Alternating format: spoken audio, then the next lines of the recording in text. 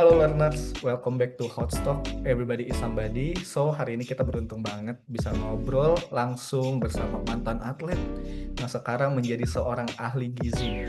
Ada yang tahu siapa sebelumnya? Welcome Melina Mauro. Halo Melina. Halo, Farhan, apa kabar? Ya. Ya, jadi nama saya Melina, Human Nutrition and Dietetics.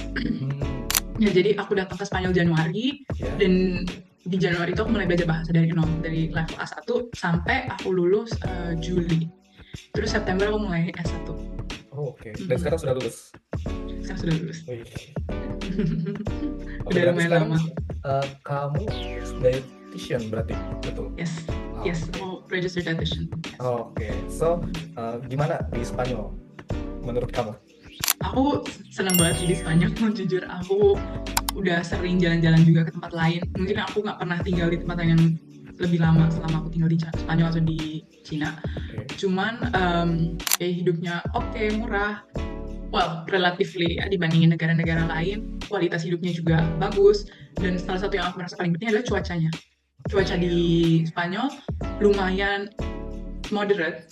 Jadi winter itu masih bisa 15, 19, 18 derajat. Nah, kesibukan kamu sekarang apa sih utamanya? Kamu sekarang kerja di mana? Dan aku dengar juga kamu lagi ngebangun personal branding di bidang nutrisi dengan membuat Bio Nutrition. Alasannya apa nih? Boleh ceritain? Jadi mungkin mulai dulu dari Bio Nutrition. Jadi aku bikin Instagram sama website namanya Bio Nutrition by Melina. Itu aku mulai karena aku tahu kalau misalnya untuk jadi ahli gizi, kalau misalnya aku mau praktek atau gimana, aku perlu social media presence. Because now it's essential basically having social media presence. Jadi aku bilang oke, aku harus bikin video konten whatever. Dan selesai kuliah aku struggle nyari kerja karena kita kan perlu sponsor untuk punya visa kerja. Aku selalu di reject banyak banget kerjaan, dan bilang oke lah, di samping aku apply ke kerjaan yang full time, aku juga bisa melakukan sesuatu karena bisa jadi portfolio aku buat aku kasih ke company itu.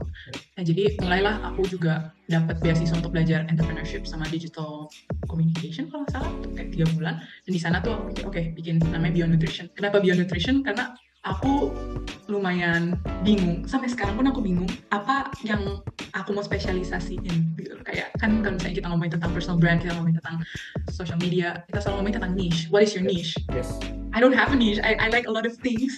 And mungkin karena karir aku masih baru banget, aku nggak mau masuk ke niche yang mungkin abis itu akhirnya aku ke tempat beda gitu loh. Jadi aku pikir aku bakal jadi ahli gizi olahraga, cuman akhirnya aku kurang suka. Jadi nggak suka. Aku suka pediatric nutrition, jadi gizi anak, tapi juga susah.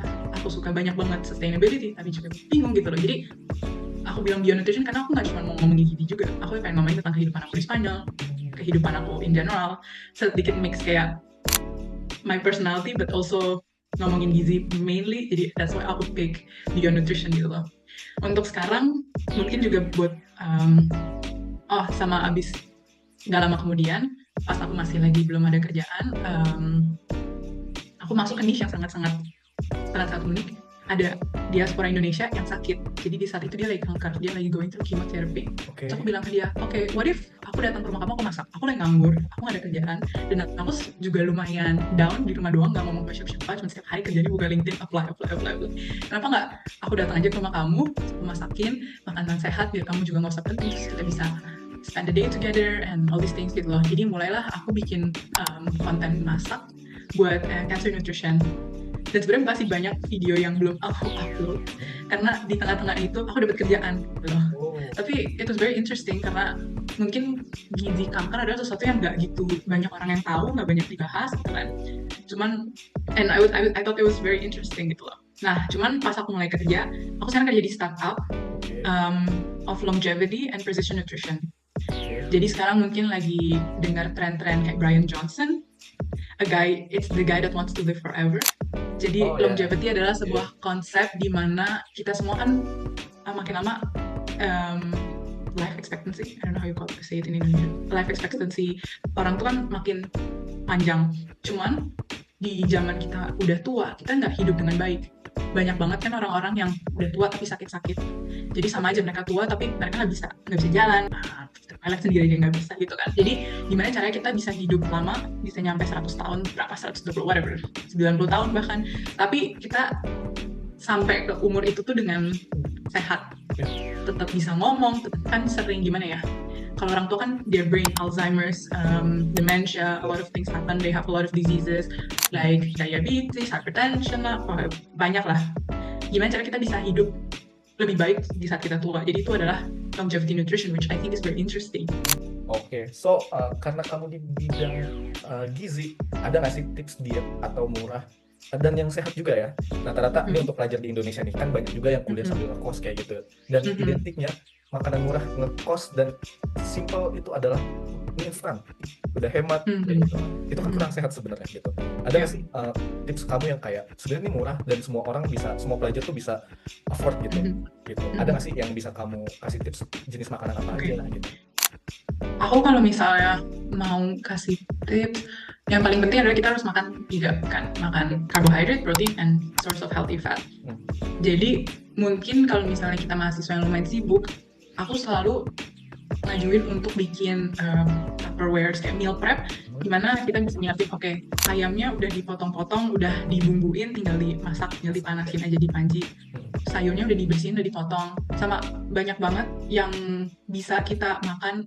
Kita beli makanan yang udah dibekuin gitu loh. Jadi misalnya brokoli yang beku atau kacang polong gitu loh, itu bisa kita tambahin ke makanan kita yang gampang. Jadi misalnya, oke, aku nggak punya waktu, aku mau makan mie instan.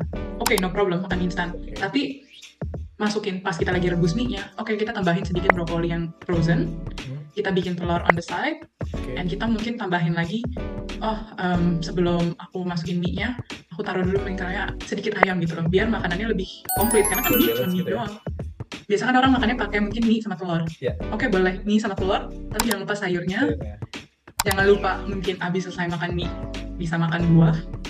Dan kalau bawa snack, bawa snack apa? Pisang, yang lumayan gampang, atau apel. Jadi selalu harus mikirin, kalau misalnya aku nggak bisa dietnya perfect, apa yang bisa aku tambahin? Rather than apa yang bisa aku kurangin. Jadi mungkin aku nggak mau bilang kayak, karena kamu makan sehat atau gimana, kamu nggak boleh makan mie. Kalau misalnya emang keburunya makan mie doang nggak apa-apa, tapi kita coba untuk bikin mie itu lebih sehat. Mungkin bumbunya diganti jadi kecap sama garam sama lada gitu kan. Kan banyak banget yang kita bisa lakukan. Mungkin next step-nya lagi, kalau daripada beli mie instan, beli mie atom, kita bumbuin sendiri. That's healthy technically. Makan sehatnya berarti ya. Biar menjadi lebih sehat. Oke, berarti kalau tambahannya tempe gitu nggak masalah ya, kan di Indonesia banyak banget. Bagus banget. Tempe actually is a superfood that kadang kita belajarin di kuliah, and just like you have no idea. Di sini tuh kayak makanan for vegan yang sangat mahal. Terus bilang ke guru aku, do you know that this is like poor people's food in Indonesia? It's so cheap and it's so good. Like everyone eats it. Cuma di sini kayak makanan elite. You must be like a vegan or a super healthy person to eat tempe. No, why are you thinking like the best tempe itu digoreng?